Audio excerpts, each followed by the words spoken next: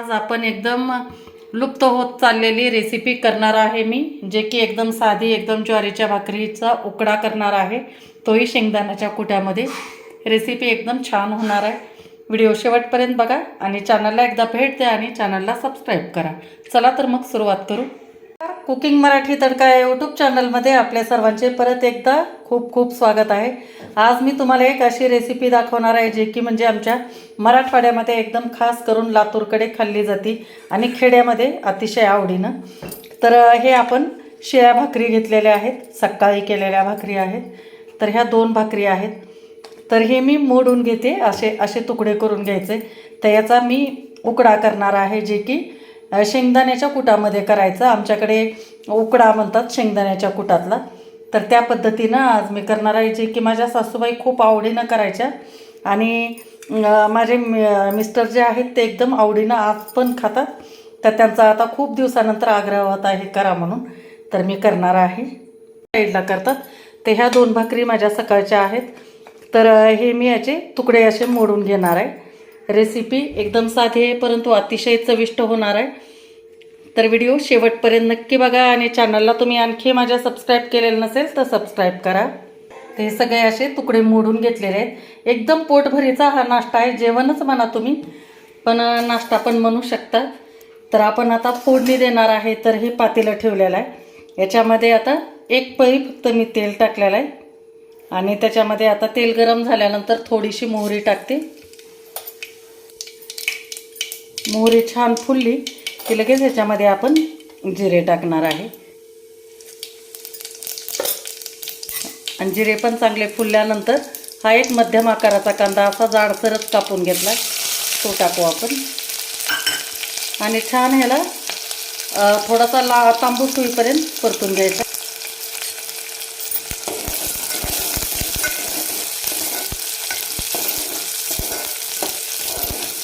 अतिशय चविष्ट होता हा उकडा।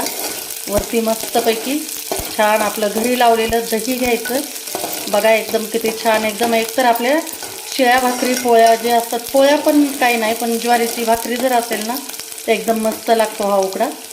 तर आपण आता हा कांदा परतून घेतो बघा, कांद्याचा आता कलर बदललेला आहे। तर यानंतर आपण टाकू 1 टोमॅटो, छोटासा मध्यम आकाराचा तो टोमॅटो टाकायचा आणि छान ह्याला पण आपल्याला नरम होऊ द्यायचं। तर थोडंसं टोमॅटो नरम होण्यासाठी आपण चवीनुसार मीठ टाकू याच्यामध्ये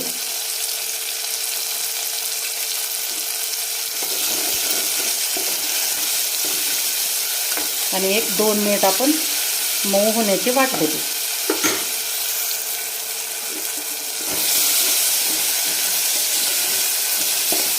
एकदम माझ्या रेसिपी सगळ्या एकदम गावाकडच्या स्टाईलच्या असतात, काही नवे जुन्या असतात, काही नव्या जुन्याचा संगम असतो।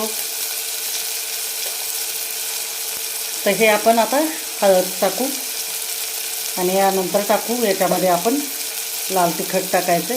हे मी घरी बनवलेलं लाल तिखट आहे, तिखटानुसार टाका।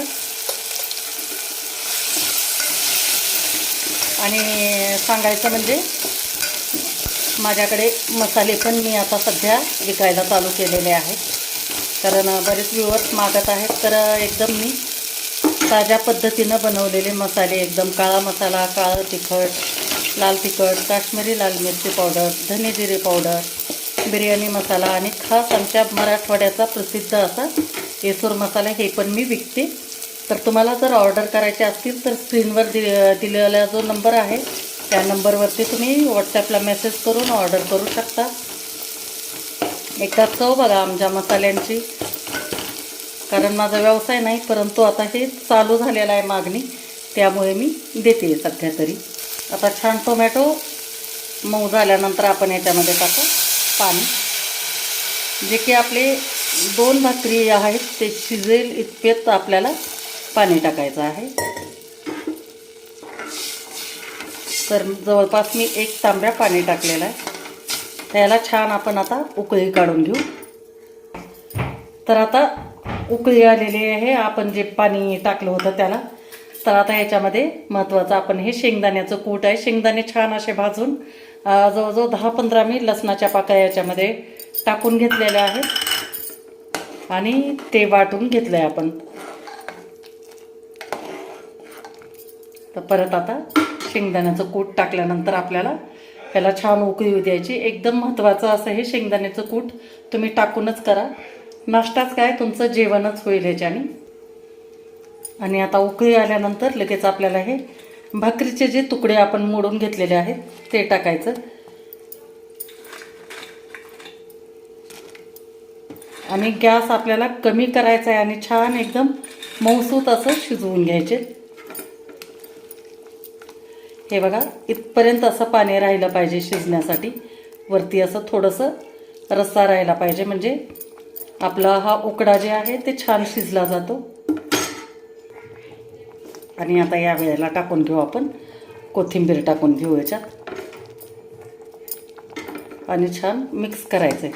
आता ह्याला जास्त हलवायचं नाही आपल्याला म्हणजे नाहीतर हे तुकडे काय होतात मोडले जातात. त्यामुळे अगदीच हलक्या हाताने आपल्याला ह्याला हलवून घ्यायचं हे असं.